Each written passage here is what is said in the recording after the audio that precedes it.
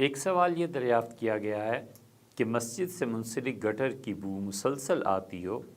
اور انتظامیہ باوجود بتانے کہ کوئی حل نہ نکالے تو وہاں نماز ادا کرنا کیسا ہے؟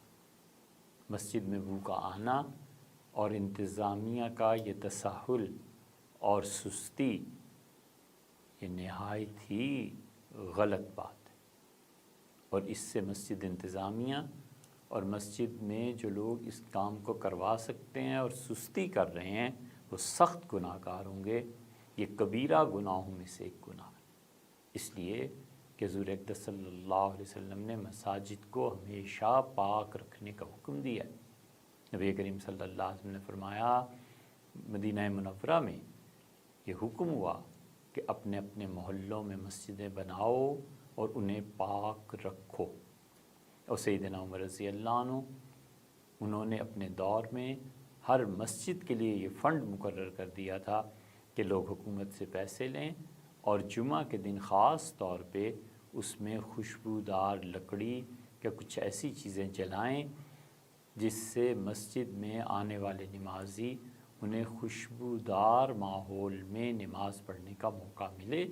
اور ہر وہ مسلمانوں کا اجتماع جہاں پر 10 15 20 افراد اکٹھے ہوتے ہیں، فقہا نے لکھا ہے کہ وہاں پر خوشبو لگا کے جانا نیکی کے کاموں میں سے۔ اس لیے ہر وہ فنکشن جہاں بھی مسلمانوں کا اجتماع ہوتا ہے اور اس کے علاوہ انفرادی طور پہ اپنے طور پہ بھی خوشبو لگانا یہ سنت کے طریقوں میں سے۔ حضور اقدس صلی اللہ علیہ وسلم جس راستے سے گزر جاتے تھے وہاں سے خوشبو آتی تھی، چنانچہ حضرت عبداللہ ابن مسعود رضی اللہ عنہ کے متعلق بھی آتا ہے کہ عبداللہ ابن مسعود رضی اللہ عنہ جس راستے سے گزر جاتے تھے لوگ وہاں سے گزرتے تھے اور کہتے تھے کہ عبداللہ یہاں سے گزرے ہوں گے، یہ خوشبو تو عبداللہ استعمال کرتے ہیں، اور یہی بات رسول اللہ صلی اللہ علیہ وسلم میں بھی تھی۔ اور اسی لیے صحیح بخاری میں آتا ہے کہ کسی نے دریافت کیا حضرت حذیفہ رضی اللہ عنہ سے غالباً کہ سب سے زیادہ رسول اللہ صلی اللہ علیہ وسلم کی نشست و برخاست، ان کے طریقوں پر عمل کرنا، ان کی ہستی میں ڈھل جانا یہ کس شخص میں پایا جاتا ہے؟ تو انہوں نے کہا یہ عبداللہ کو دیکھ لو کہ اپنے اٹھنے بیٹھنے میں اور اپنی زندگی کے تمام شعبوں میں حضور اقدس صلی اللہ علیہ وسلم سے بالکل ملتے جلتے۔ اس لیے خوشبو انفرادی طور پہ، اجتماعی طور پہ، مساجد میں ہر جگہ شریعت نے اس کو پسندیدہ قرار دیا،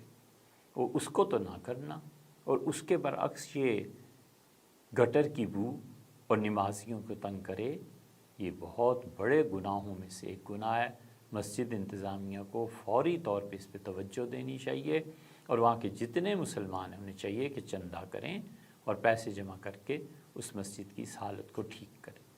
رہ گئی یہ بات کہ باجماعت نماز ترک کر دی جائے، تو وہاں پر باجماعت نماز چھوڑ کے اگر متبادل کوئی مسجد ہے قریب میں تو بالکل وہاں جانا چاہیے، اس مسجد کو چھوڑ دینا چاہیے، کیونکہ اگر یہ بھی وہاں نماز پڑھے گا اور متبادل مسجد موجود ہے تو ایک طرح سے یہ بھی اس پہ ہی تعاون کر رہا ہے، اور پھر بولتا بھی نہیں، احتجاج بھی نہیں، یہ تو اس سے بڑا ستم۔ اور ایک صورت یہ ہے کہ متبادل مسجد بھی نہیں ہے، اور یہ کہہ چکا، اس کے باوجود انتظامیہ سستی اختیار کرتی ہے، پیسوں کا عذر اور بہانہ ہے،